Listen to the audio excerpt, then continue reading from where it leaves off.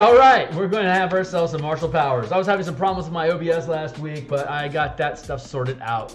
So we should be looking okay for today's broadcast. So as usual, give me a moment here to check my signal to see if we are coming through okay. Sounds like it. Okay, so everyone knows the routine. Like, subscribe, share. I'm at 98 followers right now. We continue to move upward, and I've got about 600 hours of total stream watch time. So that's fantastic for the algorithms. I'm going to end up getting some sort of sponsorship here in the next year or so, I guess, if at this tempo. So if you want to help me speed up that momentum a little bit, definitely make sure you share and just let the thing just scroll in the background. You can listen to me yammer on while you're going about your day. It really does help a lot.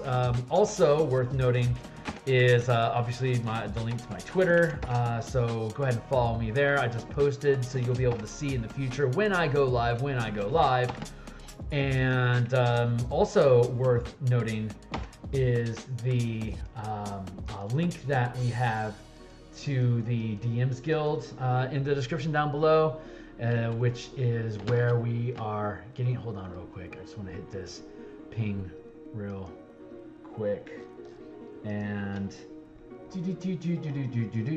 okay, cool. All right, good. We're good there.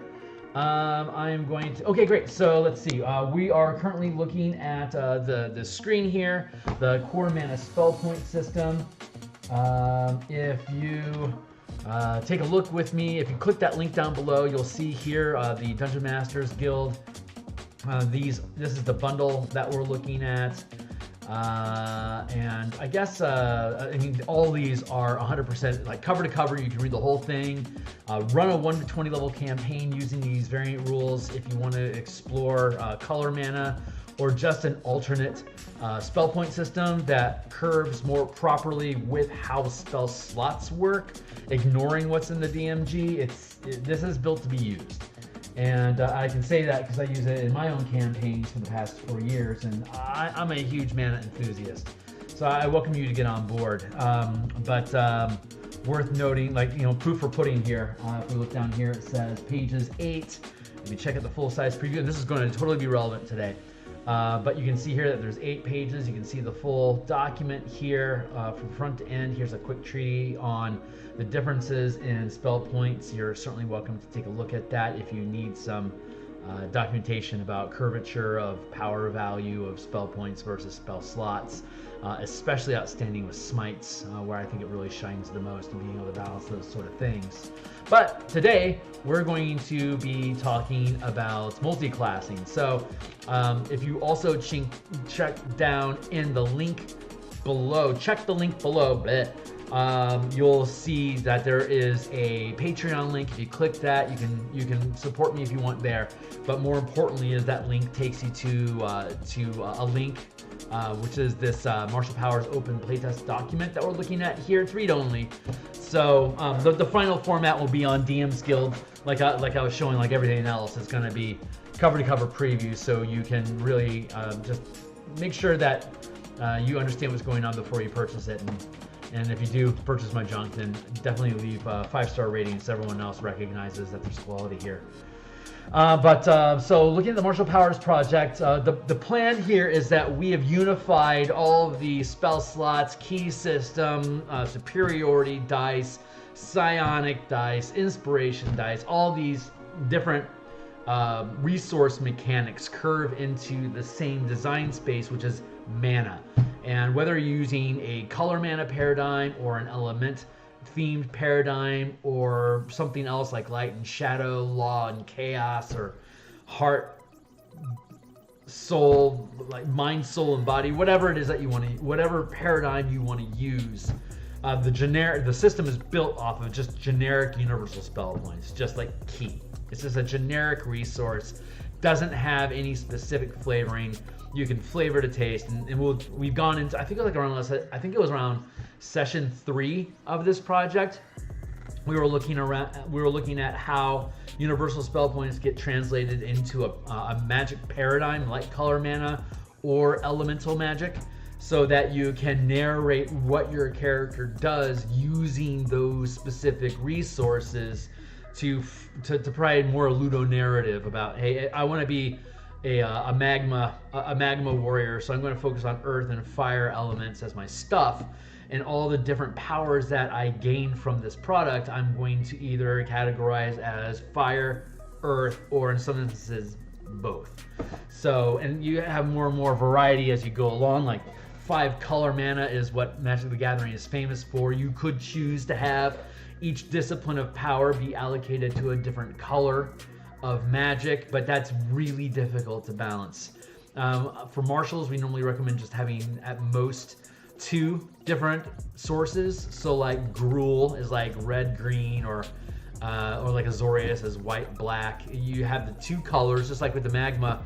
The magma warrior, you choose Selesnya, which is white and green. So then you can allocate your powers to white, green, and in some instances both white and green. So it doesn't matter what color you use. So that's just power. That's just magic paradigms, which is just the flavor skin that you put on what these key points or these martial points or power points or mana, what these things mean. But with the actual resource itself is, like you can see here, key. It accumulates up to 20. That's off center. That is supposed to be centered. I don't know why you aren't. Anyway, we'll be able to. Let me see if I can actually fix that. I am absolutely horrible with this stupid tool. Like I work so much better with Word. I'm looking forward to getting back into Word. Where the hell is my? There it is. Centered. Okay, cool. So back on task. So like we got key goes to 20 at 20th level. We got martial classes, which are like fighters, fighters, rogues, fighters, rogues, and barbarians. Those are your marshals. They get 20 at 20th level, and then like paladins, rangers, and if you're using them, artificers. They have 40 mana at 20th level, and these two are long rests, and of course monk, and as well as pack magic are short rests.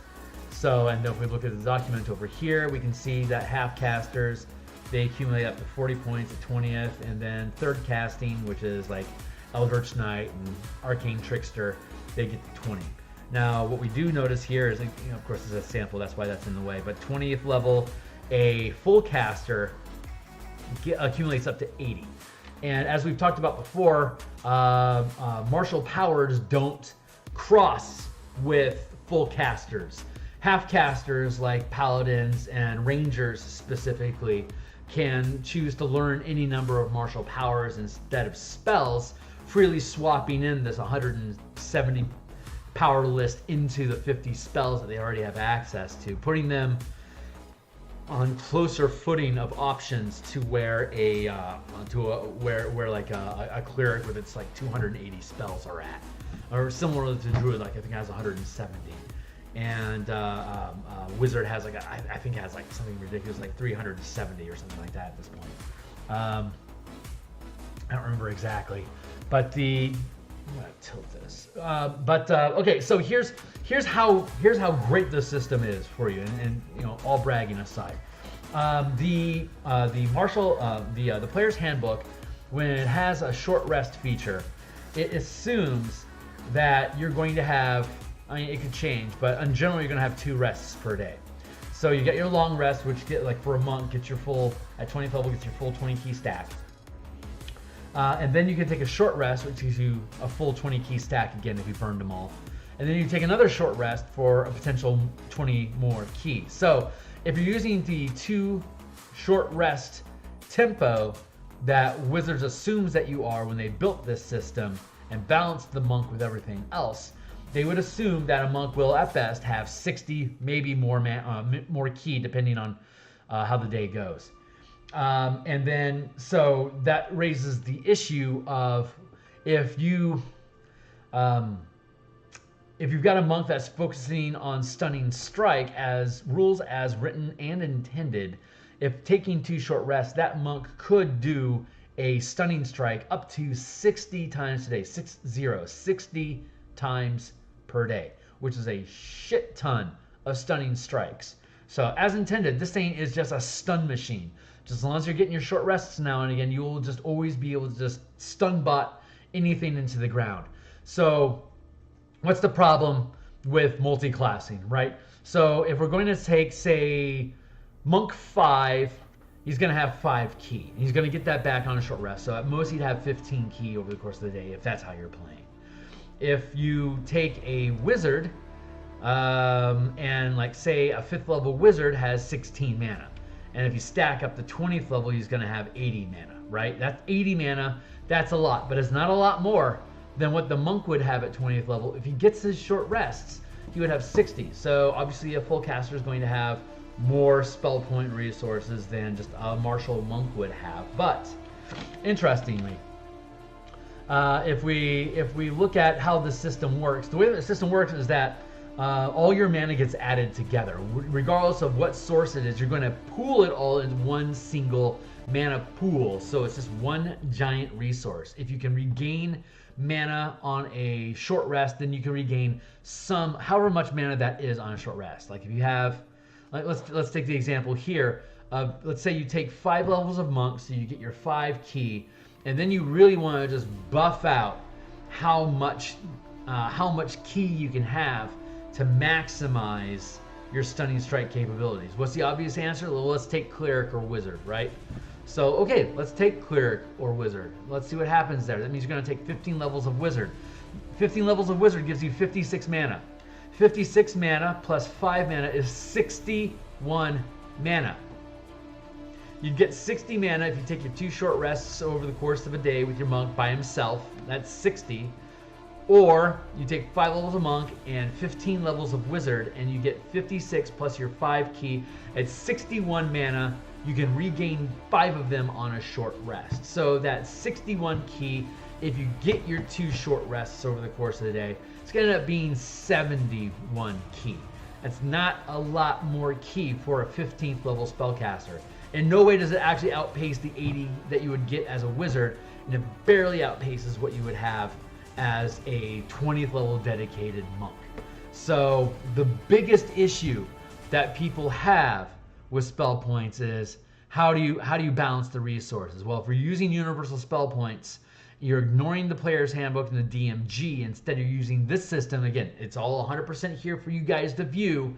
Purchase it because it's awesome. It balances out. So there is no issue with any of these powers. Like Monk's Stunning Strike at 5th level for 1 ki is by far the most broken mechanic in the game. The other broken mechanic that is of comparable, assuming that we're ignoring Silvery Barbs here, would be the Shield spell, which is for 1 mana. As a reaction, you can trigger a 5-point armor class boost. But that's always been the case. I mean, if you're using spell slots at 20th level, you're gonna have 22, which means you're gonna cast 22 per day. And if it's gonna be 1 mana per shield, obviously 22 spell slots is a lot less than 80 spell points that you can spend on each one of them. But let's keep in mind that at 18th level, you can pick up shield as a signature spell and have infinite use of it anyway. It becomes infinitely spammable, far more than 80 every round from then on forward. By the time the amount of mana that you accumulate becomes daunting enough where you need to be able to worry about it, it's already become free to use. So it's a non-issue. Any other class has a finite resource, except for the wizard, the one that is most obviously going to be able to abuse the shield rule, and they pre-built it, rules as written and intended, that you can have that or Silvery Barbs, infinite use. Don't even worry about it. So in the larger scheme of view, at looking at all the mechanics in comparison to each other, Stunning Strike's not a big issue. So having resolved that Stunning Strike is the most radical issue, and recognizing that using, you take your 5 levels of ki here and you add it to another spellcasting class, that just shows us that each of these classes, when all these classes are using the same spell point system and are all scaling at the same clip using these charts, then hey man, how you doing? When you have all these things scaling together, resources are they work as intended. So the stunning strike, 60 as a monk with 2 short rests versus 5 levels of monk for 5 ki, and 15th levels of wizard or cleric or druid giving you 56. Again, that turns out to be a total of 61 on a long rest, and if you take in 2 short rests, at that point becomes an option if you want to take that option or not to get the short rest, and if you do, you'll end up with an extra 5 and an extra 5, so it ends up being 71 spell points instead of 60 that the monk would normally get. So you sacrifice 15 levels of monk, and in return you get an extra 10 ki over the course of the day. So pretty balanced out.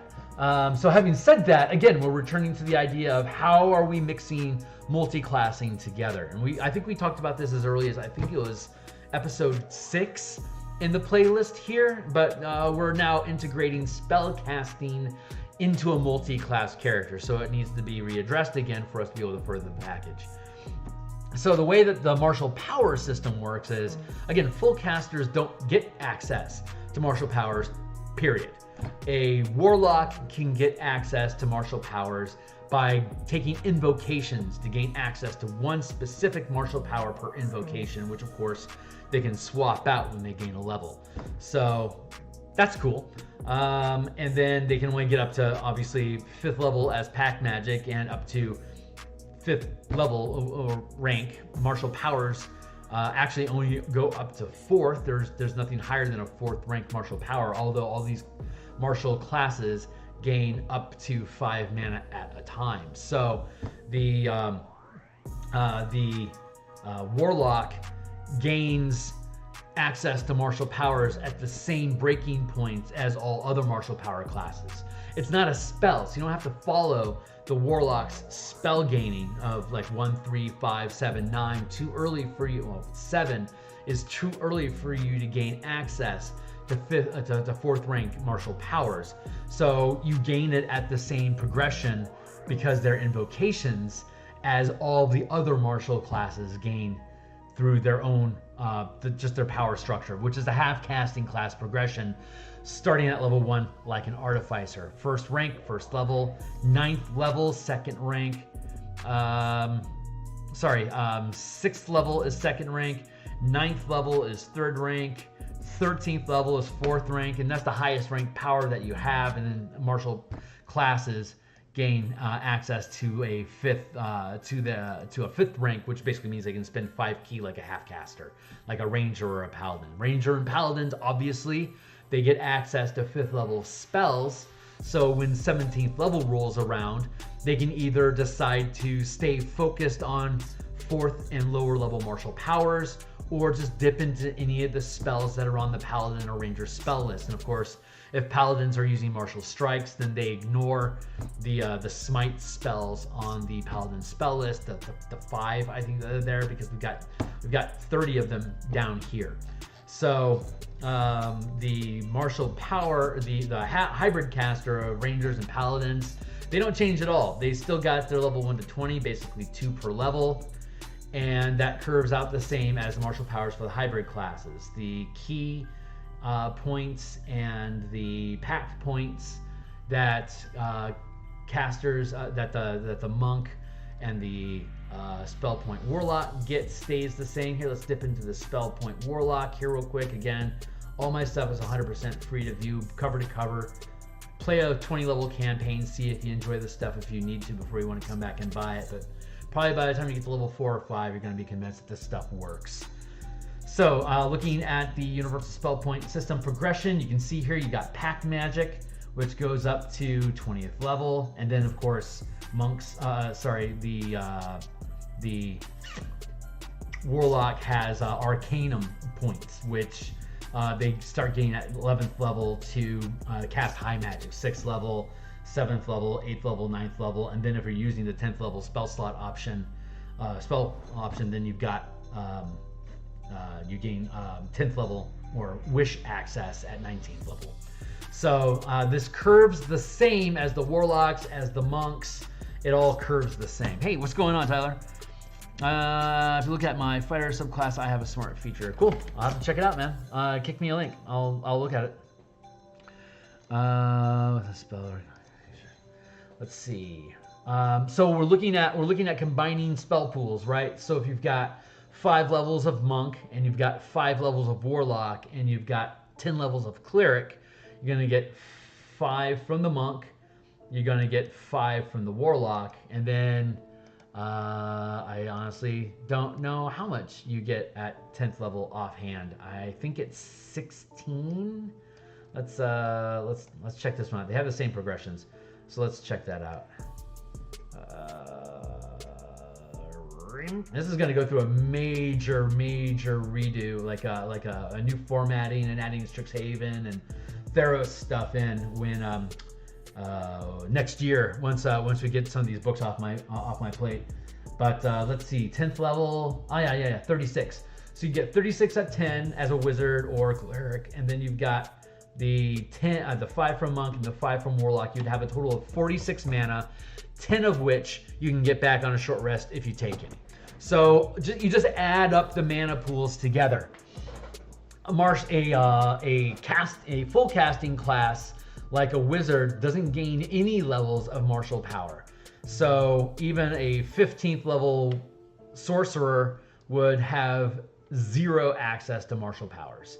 As we discussed, the warlock can gain martial powers, but only by spending an invocation, and you gain access to different ranks of power at the same rate as the rest of the martial powers classes.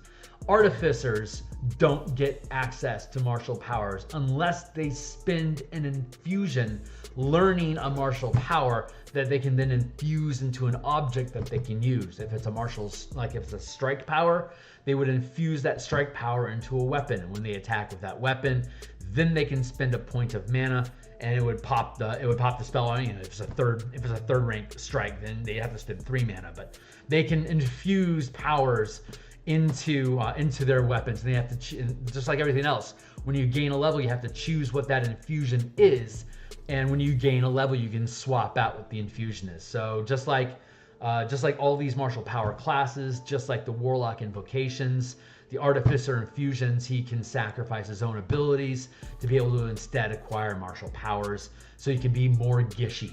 Like a battle master or an armorer really benefits from these sort of things, to be able to infuse a martial power onto your armor, so you can pop a shield spell or something like that by spending a point of power. So what else we got here? Can't send a link, but here's the idea. You get this at 3rd level, so it's mitigating over power added, extra stuff. Spirit Blade, 44 spirit dice, gain an extra attack. The extra attack can't be augmented with any class feature for 44 spirit dice. Sure.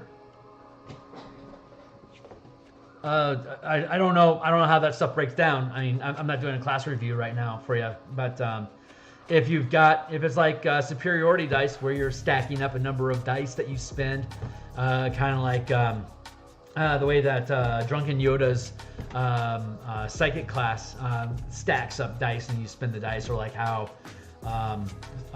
the Battle Master stacks up superiority dice. Being able to spend multiple dice is similar to spending mana for powers. So theoretically it works. I don't know what your power scaling is like, but you'll have to talk to me about it some other time. So let's see. So we have the balancing.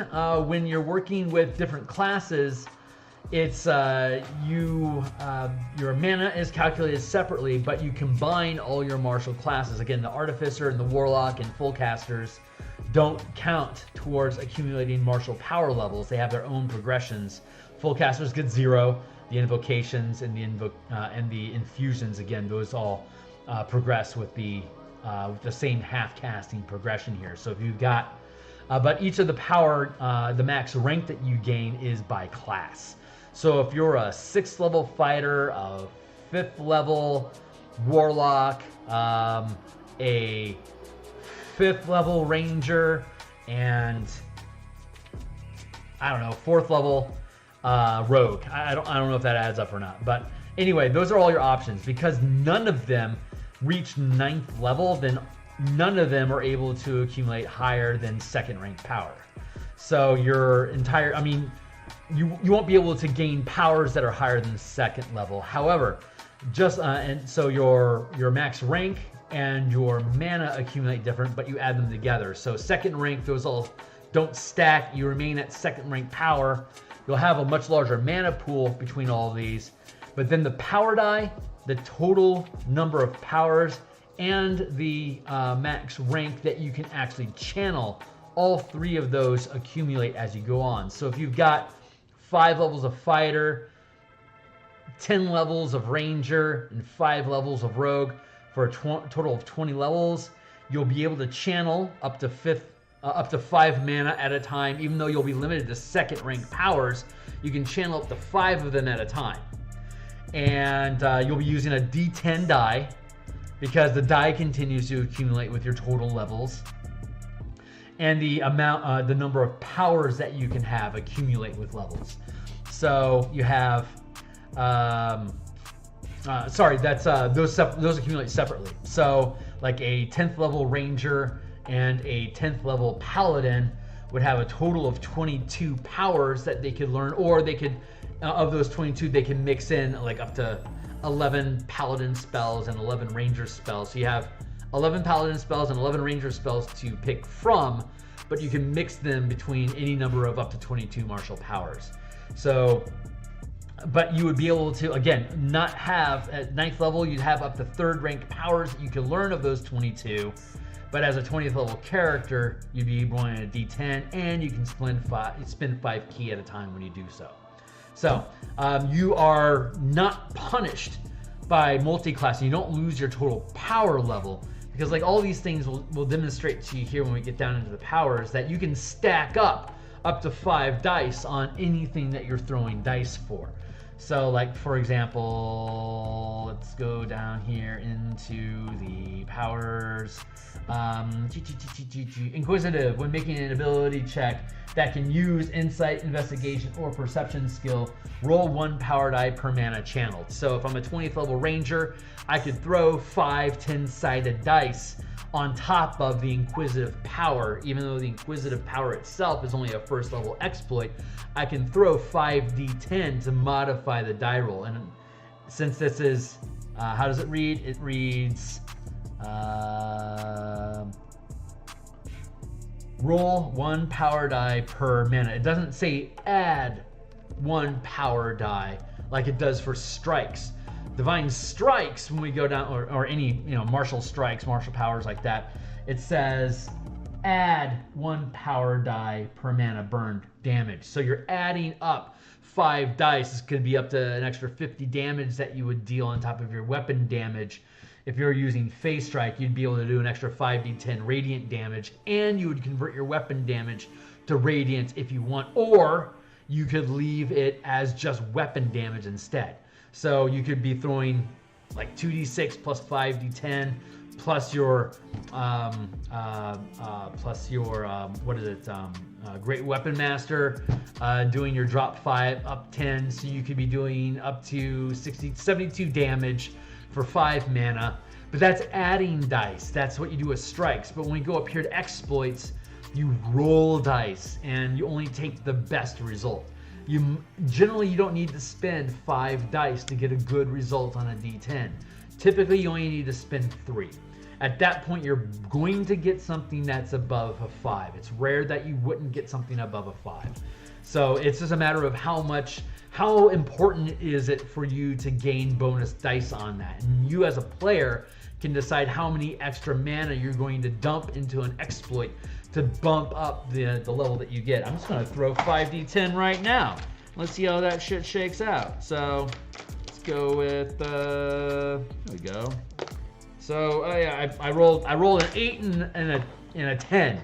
So if I had spent 5 mana on that, I wouldn't be doing better than 10. But if I'd only rolled 3 dice, who's to say that I wouldn't have rolled a bunch of 1s and 2s? 1, 1, and a 2, and it was like I needed that 4th dice. So it's the player's choice how much mana they want to throw at guaranteeing a good die result. So that's the thought process that goes on behind that. So now we get to work on coding. Let's start working on coding. Let's go down here into I think multiclassing was the front of this. That's right.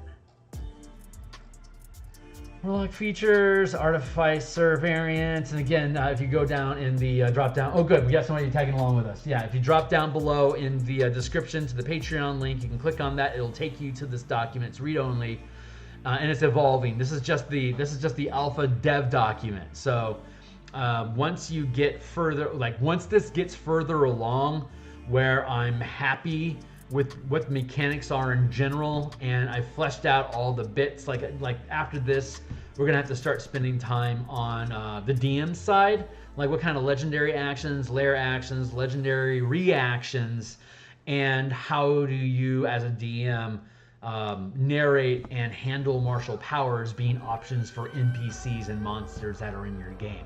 Once we get that taken care of, we'll be able to go into some specific magic items and specific character build options. And then on top of that, we'll go back through and we'll clean up the general mechanics. Once the general mechanics are cleaned up, then we'll sweep back through all the powers for balancing issues again. I suspect that means by the end of the year, we're going to be ready to hand this off to Ken for editing, to then come back to us to start doing page layouts, probably in February. Is when we're going to start doing page layouts for this, which probably means we're going to start doing book cover work maybe in January or early February. We'll do layouts, and we'll probably be in full art production by March, which means this will probably publish in April. That's my prediction, that this will publish in April. If everything stays on course, the Spelljammer Combat and Exploration book that we've built with Ukulele Bard and Adam Hancock, that's currently in post-write and edit production right now. Hopefully those guys will have that finished up in the next week or two, probably 3, to get that back to us in October. The book cover will be done. We should hopefully be done with the maps by then, which means that we'll be in page layout and then full art production for gaps. I reckon that means we'll be probably done with layouts and just artwork production in November, which probably means it'll publish late November. So it's a little slower than I wanted to, but that's great. Crystals of Mabar, the other project that we're working on, the book cover should be done this week. Layouts is going through edits right now. We'll probably see edits done mid-October, which means this will come back. We'll be in page production in November, which means we'll probably be on full artwork production in December, publishing in January. So when Ebron comes off of our plate, martial powers will drop onto our plate for full production. Spelljammer will be out of the way. And then we'll be moving in with the Infernal War Machines and fighter ships. Once that clears off the plate, we'll go into in command of squads and armies. Once that's done, then we'll be in production for in command of guilds and kingdoms, which is the 4X product that we've been working on.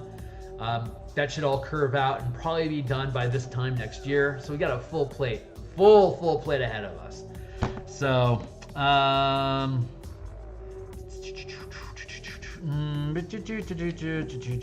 ability to martial powers. Let's see. Multiclassing with channeling and spellcasting. So let's see. Only classes with channeling. Let's see. How do we do this? Only classes with channeling feature gain access. Where are we at? We're at 1:30. So I got 30 minutes. I'm gonna set a timer for 15 and just start hammering at some words here a little bit. You guys are welcome to play along if you want. Start. There we go. Alright, let's see. Only classes with a channeling feature gain access to the powers. Access to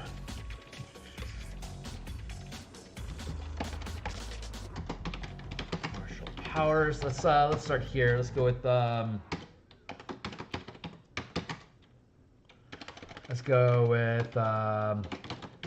channeling classes, and then spellcasting classes, channeling classes. Let's see. Each class accumulates. No, wait. Each class combines their mana into a single pool. Classes that regain mana on a short rest, continue to do so. All classes gain mana on a full rest.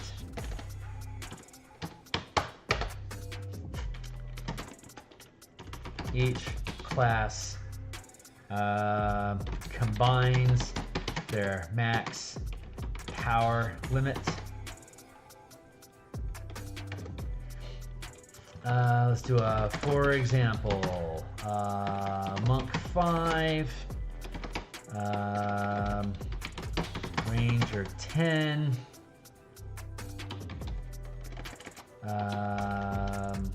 has a pool of 25 mana, regaining 5 on a short rest. Each class combines their max power limit to determine the max amount of mana that can be channeled at once.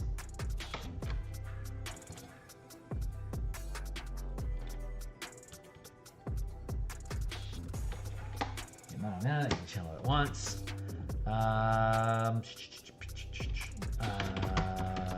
For example, Monk 5, Ranger 10 has a combined max channel limit of 4. 5 plus 10 equals 15.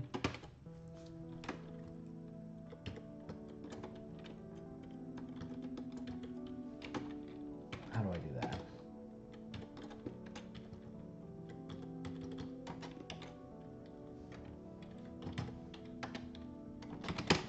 For mana. Oops. Each class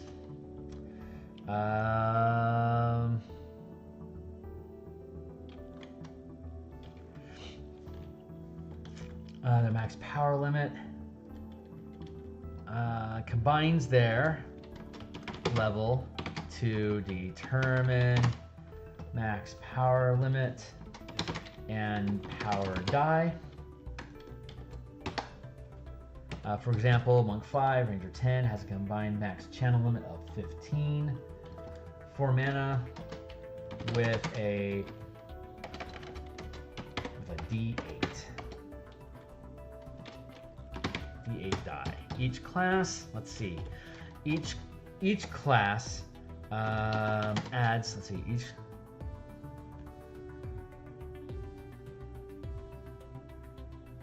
see, each class adds their separate mana into a single pool. That's the way to word it. Let's see. I should have that here.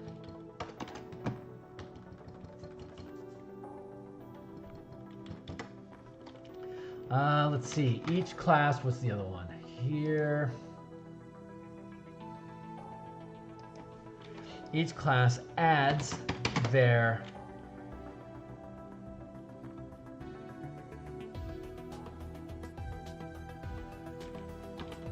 separate total powers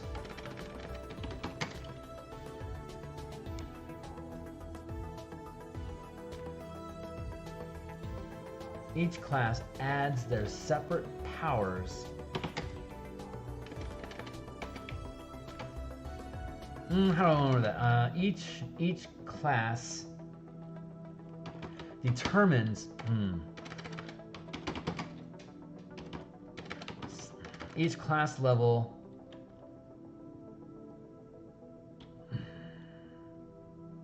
each separate class level determines the max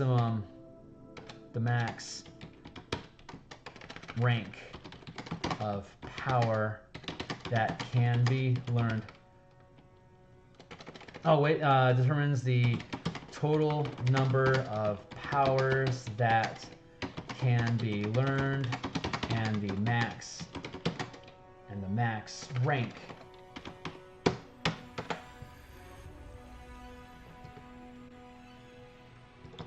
Total number of powers and max rank that can be learned. That's the proper language.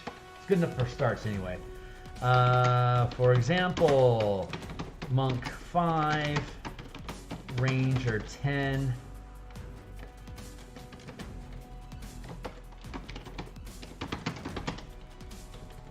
Let's take some more drink here.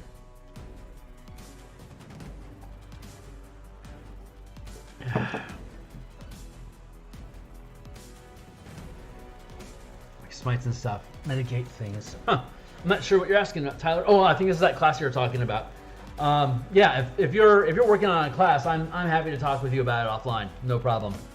I'm not at the point where I'm doing dev recommendations for people on stream. Maybe if I accumulate enough audience, I'll get to that point in my career as a tuber. But for now, I just do my own design work. But I'm more than happy to talk shop with you through Discord. So just drop me a line, man. Let's see. A monk 5 has a total of 6 powers. So if I go, let's see. If I have 20 levels, I have 16 powers, right? So what's 7? 7 is 8. 7 is 8. 6 is 7. So 7, 7, 6. That's going to be 16. That's going to be 23. It's a lot more powers that you're going to know than the base 16 at 20. However, you're not, in that example, you're not going to have more than second rank powers. You'll know 23 powers, but you can't learn any above second rank. I mean, there's a shit ton. Like 75% of them are second rank or below. So that's a great deal for you, but you're sacrificing high-level specialization, like your high-level subclasses and stuff like that. So there's a trade-off. Verisimilitude in multi-classing is what we're offering. Here's the great thing about that. If, how to put it? This system is designed to not punish you for multi-classing by giving you more breadth of options, a wider array of options. You don't gain power faster, but you get a larger resource. You get the same level of resources among your multi-classes that you would then if you had single-classed. But you get a lot more powers to learn, and you have a lot more class features that you can use to synergize between each other to take advantage of that. So as opposed to hyper specializing down one single class from 1 to 20, this is going to let you, like, once you get to level 5, you know, there's like not a lot of reason. Like, a lot of people don't think there's a lot of reasons to go like Barbarian 8, you know, or Barbarian 9 or whatever, or like to go Ranger 11. Why would I do that? Except for the spell casting. If the spell casting, the most non-martial feature that exists inside of the game, spell casting, if that's the only thing that's keeping you locked into the class that you're playing, then this system is going to free you from that bind, because you're going to be able to continue accumulating levels as you gain ranks. So you'll be cut off from higher level spells, it's true, but you'll have a shit ton of martial powers available for you to create a lot more diversity in what your character is able to do. So that's the quick skinny there. So 5 has 6 and 10 has 11. 6 and 11. 6, 11. Monk 5. Let's see. Monk 5 can learn second rank. Can learn a total of 6 powers of second or lower rank. Period. Ranger 10 can learn a total of 11 powers of third rank 3rd or lower rank. Monk 5, Ranger 10 can learn a total of 17 powers of 3rd rank. Each separate class level determines the total number of powers and max rank that can be learned. Rank, period, that can be learned. For example, Monk 5 can learn a total of 6 powers of 2nd rank or lower. Ranger 10 can learn a total of 11 powers of 3rd rank or lower. Monk 5, Ranger 10 can learn a total of 17 powers of 3rd rank or of 3rd or lower rank.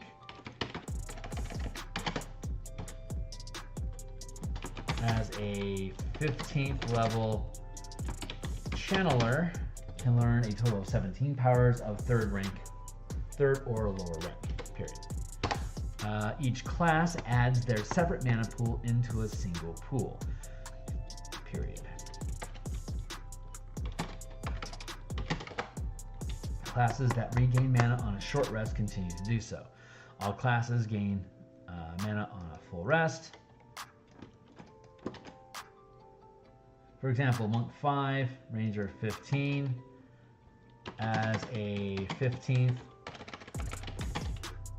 level channeler, has a pool of 25 mana, regaining 5 on a short rest.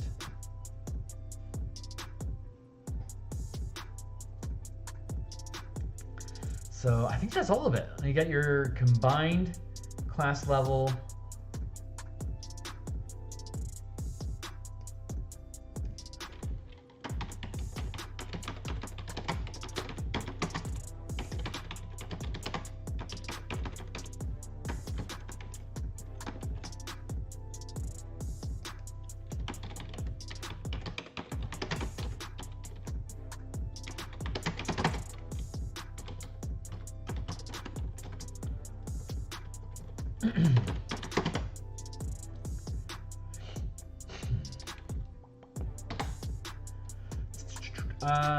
Let's see.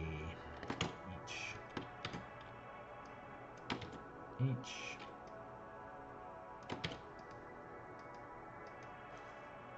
Yeah, I think that takes care of that. Okay, cool. So let's go back into here. Each class. We can copy paste.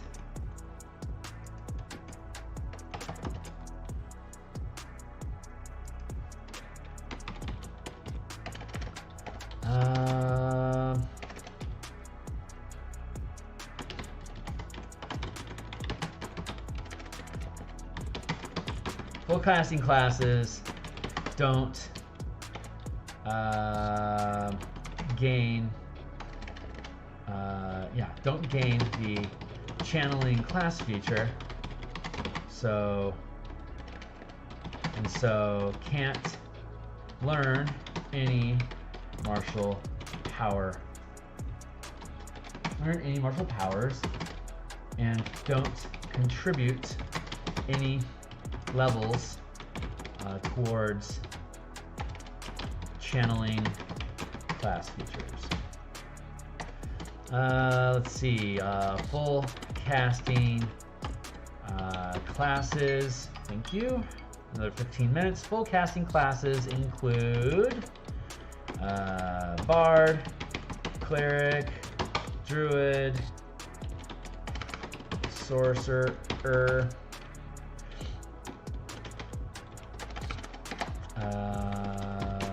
Wizard.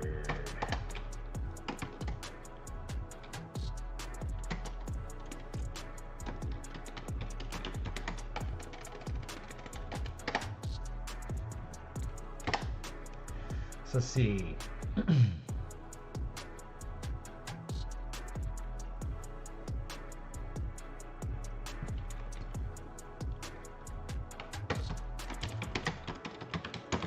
For example, a monk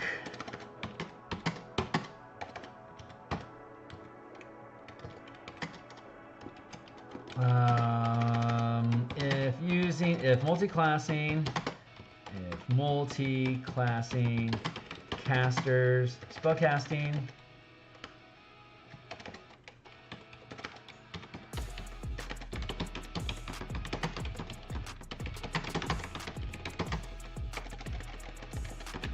channeling,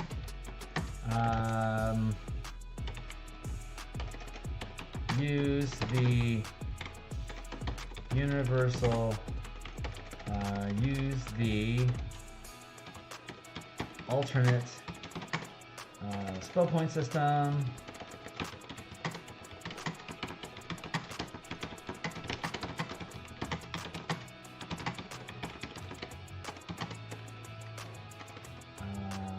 with the unit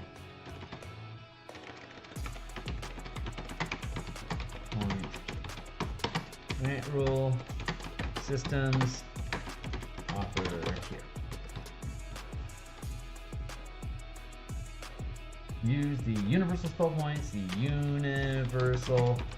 spell points, elemental key for color magic options offered.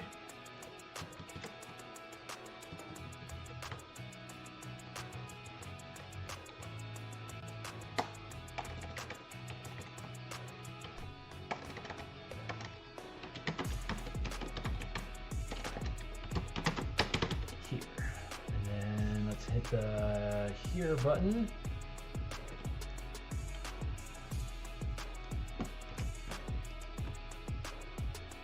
This is why I make all my stuff 100% free preview, so I can readily reference them in other documents that I create.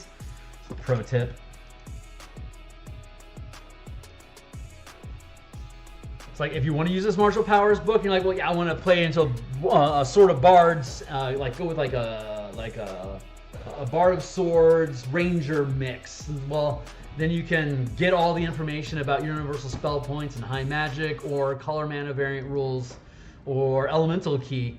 All those are right here for you to digest along with the Martial Powers, which will of course be included with this bundle, which will probably take this bundle up to a crushing $40, which we'll probably offer for like $30.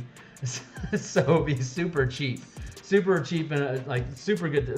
30, well, maybe we'll make it only like 25, 26, yeah, $26. What is that? $26. Let's go 26 divided by 40. That'd be yeah, 35% discount. That's on Curve for a Phil. So Phil likes to make his bundles 35% off. So when Martial Powers comes out, it'll probably be $12 like the spell point variant, like the 5 color manas is. Where is it? Yeah, $13 for this. So we'll probably make Martial Powers 13, maybe $15. We'll probably put it at $15. So I'll put this at 45. So that means that we can safely put the bundle at 30 and have 35% off. So cheers, that's what we'll do. That's our prediction. So let's see, you can grab all that stuff here. If multiclassing spellcasters, there we go. Let's go to here's.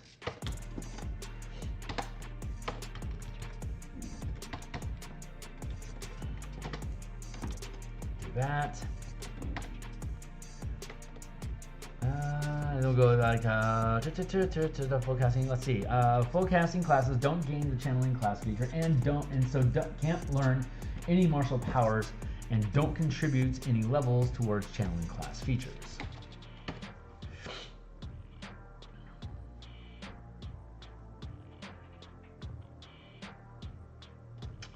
Yeah. For example, Monk 5.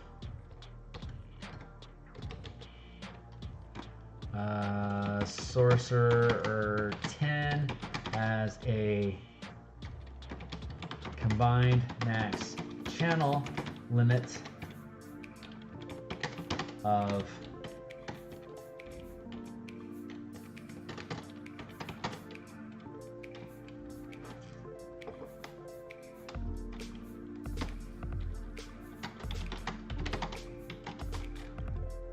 a D6 die. That's not wholly accurate. Hold on.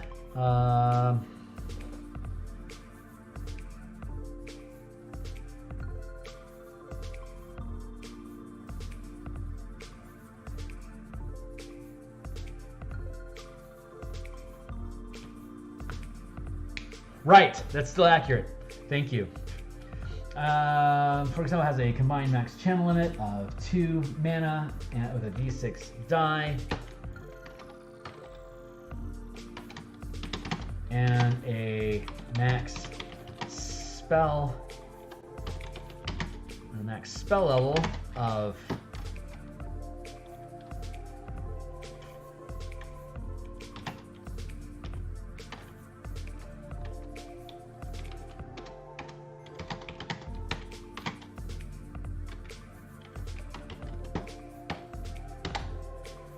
let's see.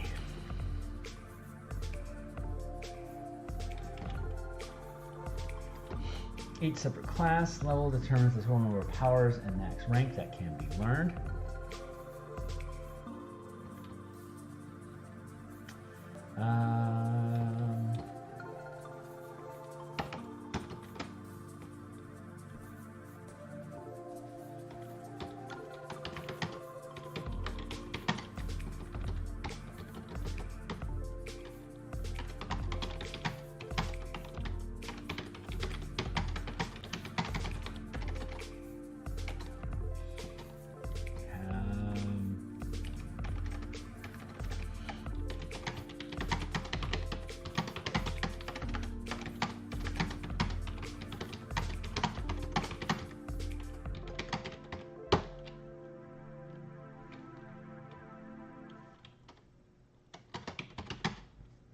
And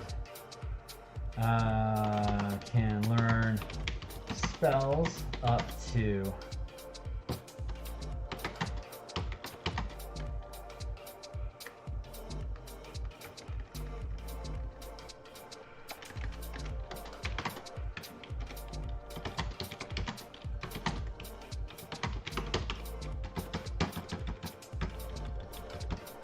how many spells can said 10th level sorcerer learn? Back to the top. Let's go to sources equal game rules equal sort. I want to say it's 12. But I don't think that's, no, it's more like 9. I bet it's 9. Hold on. 11. I was almost right the first time. So 12 not 11. Where'd I go? There we go. Learn 11 spells of 5th level and can learn 11 spells of 5th level or lower.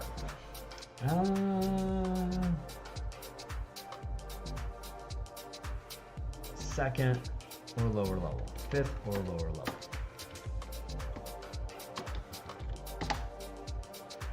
level. Let's see. Each class, I'll get rid of this.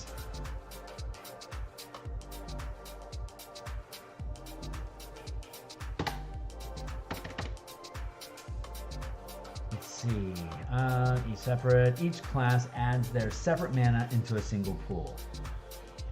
Classes that regain mana on a short rest continue to do so. For example, Monk 5, Sorcerer 10,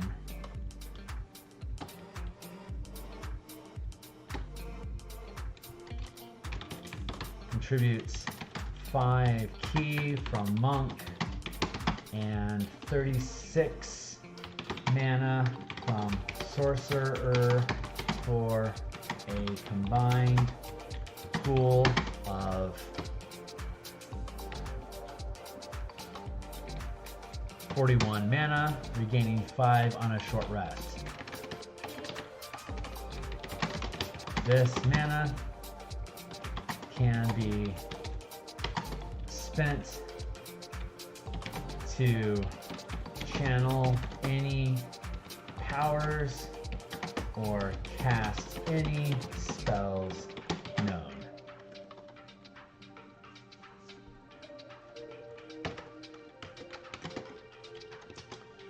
Let's see.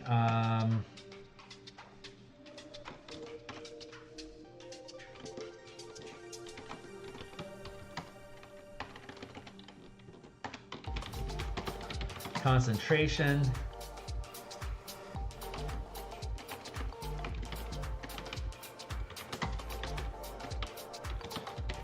Stacking concentration. Let's see. That is, honestly, that's the one question I haven't sussed out yet. So we're stacking.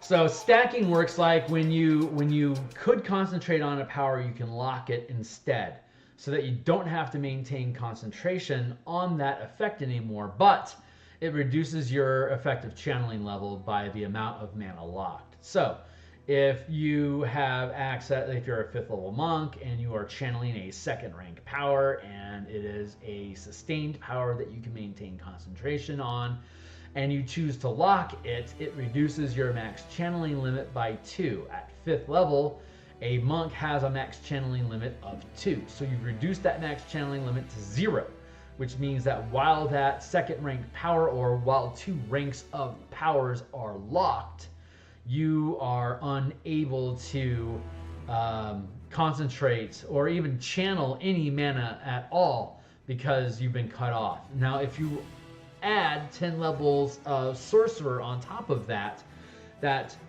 10th level sorcerer is going to have access to 5th level spells. As a 2nd rank monk, you only have access to 2nd rank powers, so you can lock up to 2 mana. You can lock up to 2 ranks of power, which reduces your effective channeling limit by 2. It would also reduce your max spell level by 2, because your max mana limit as a sorcerer is 5, but if you lock 2 ranks of channels, that reduces your max spell level from 5 down to 3. As far as like spells that you can cast or maintain concentration on, you'd only be able to maintain concentration on a total of 3 more spell levels, which is something that's handled in the concentration section of the 5 color mana spellpoint variant rules, which I will need to strip out into a separate book about concentration specifically, so that I can reference it on its own. So that'll be necessary. I'll probably have to make that a pay what you want sort of thing and add it to the bundle so that it can be freely referenced. So stacking concentration. Let's see.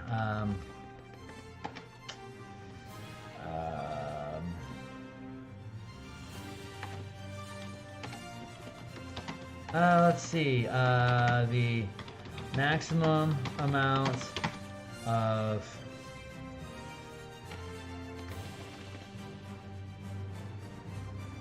let's see, tank. Let's see,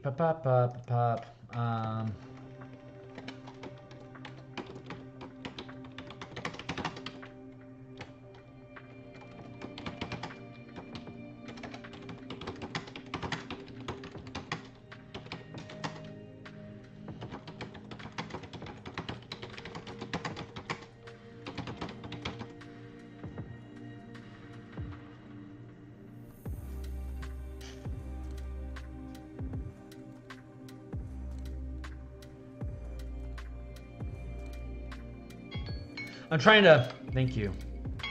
This is the last bit. This is the last bit I need. Okay, so what I want to do is, let's say, what's my list here?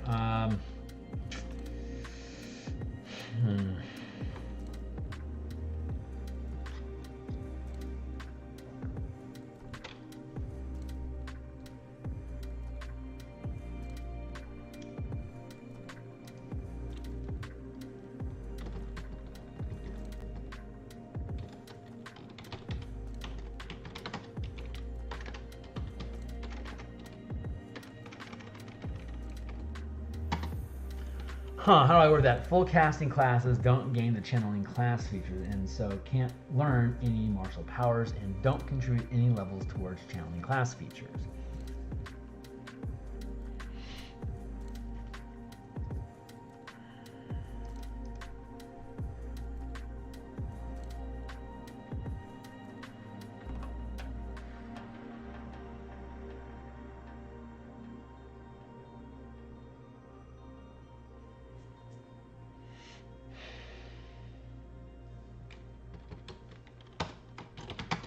the total amount of mana that can be sustained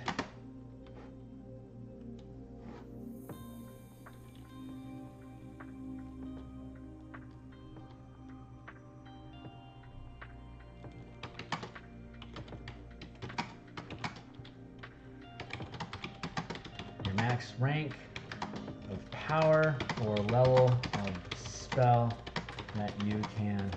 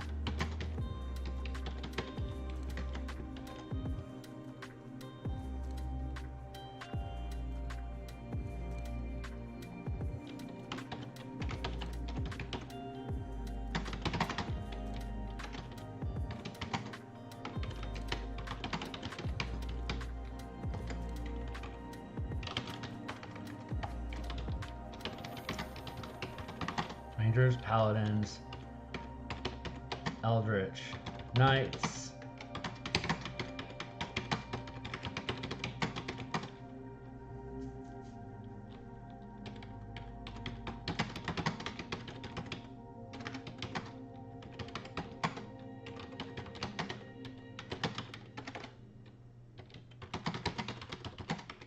spellcasting class feature while also having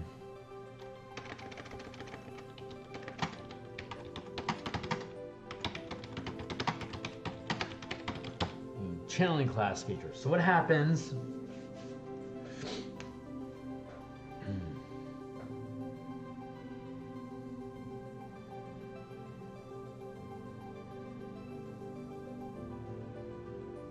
oh, up to 5. It's limited up to 5. That makes the most sense. Both powers and spells that require concentration can be sustained. The total amount of mana that can be sustained is equal, let's see,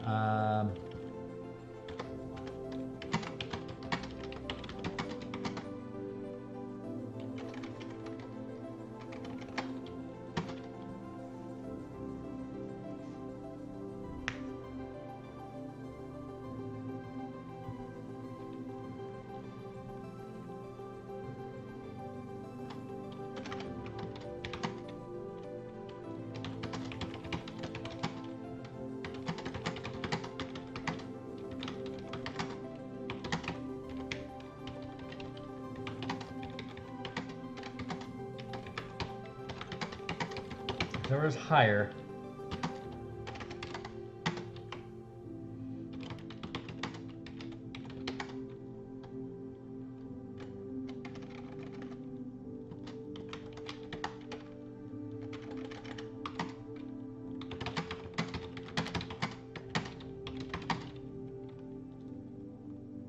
With no more than 5 mana.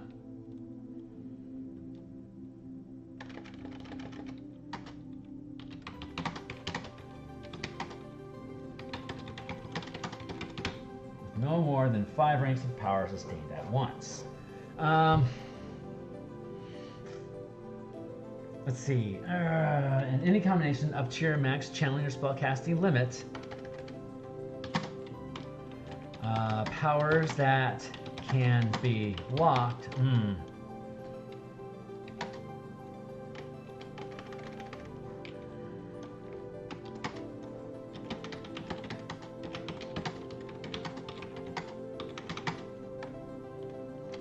Character can lock up to your max channel limit.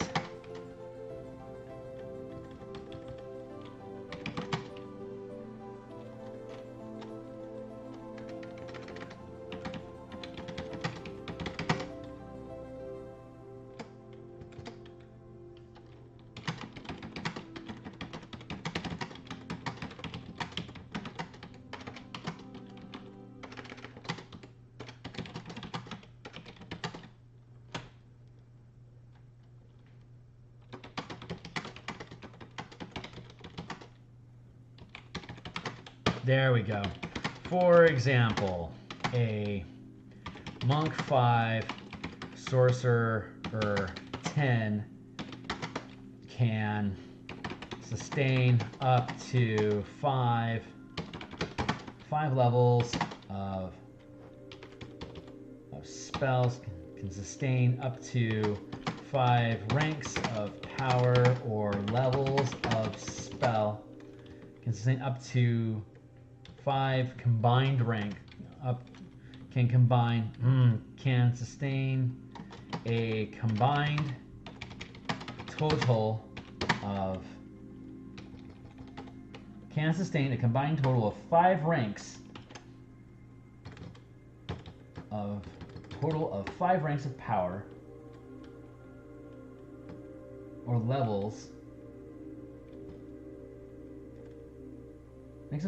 levels of spells. Can sustain a combined total of 5 ranks of power or levels of spell. The max amount of powers that can be locked is 2, reducing your max channel limit to 0 and your max casting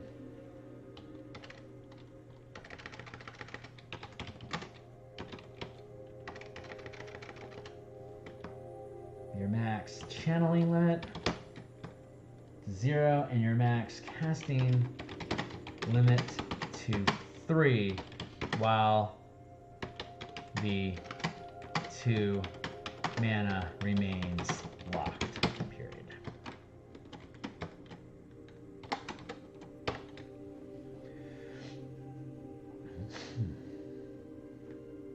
For example, a monk 5, sorcerer 10 can sustain a combined total of 5 ranks of power. Let's go with hold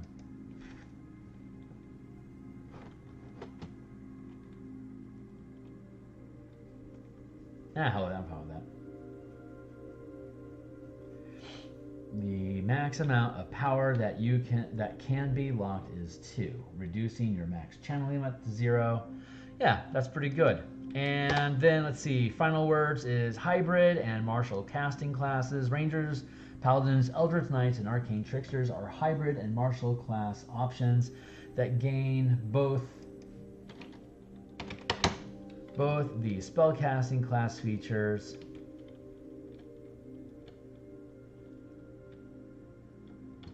both the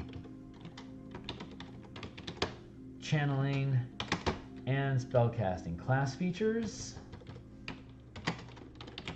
They can freely choose between any martial powers and spells on their spell lists when learning new powers. Paladins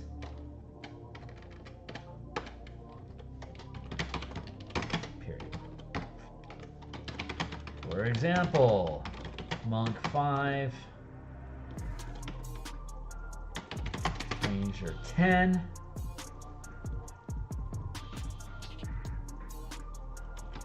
can learn, what is ranger 10? Ranger 11. Wow, that's a lot. And power is 11.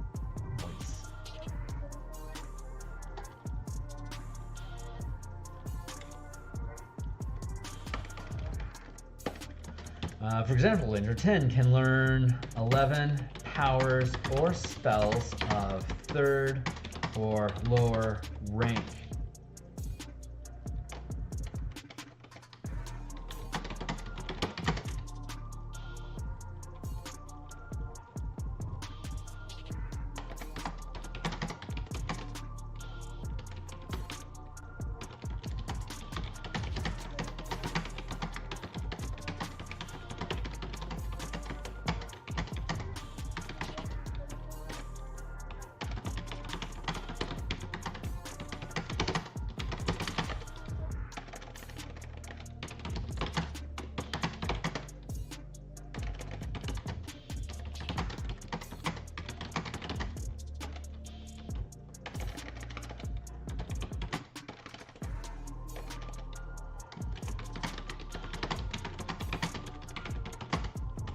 or max channel limit and casting, your max channeling and casting limit is reduced to 0 if you know any cantrips as 0 level spells. You can continue casting.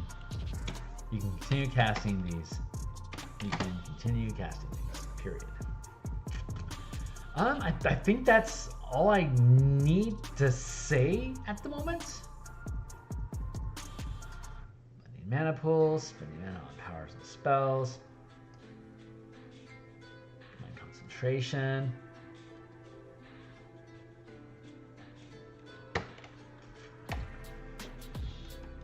Let's go with casting, sharing mana between casting, between channeling and casting spells.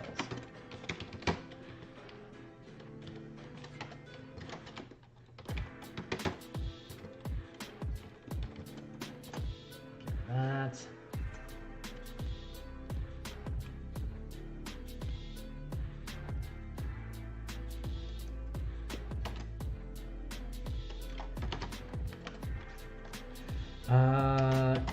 Let's see, mana from all casting, from all.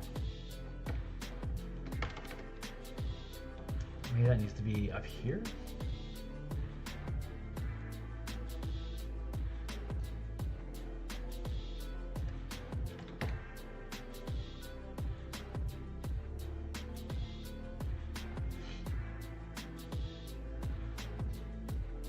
Yeah, that's the right place. Let's see. Okay, great. So if a character has both the channeling and spell casting class features, mana in the mana, all mana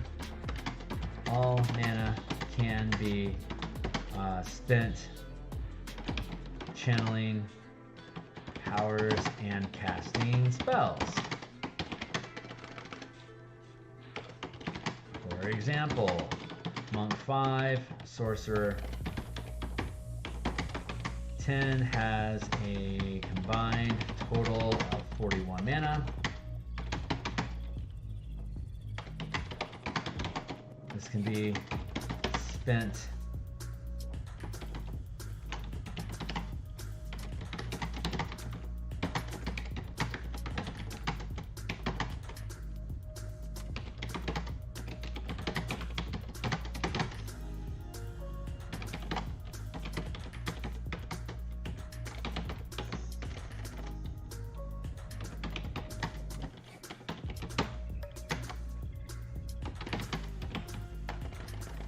I think that's all I need to have.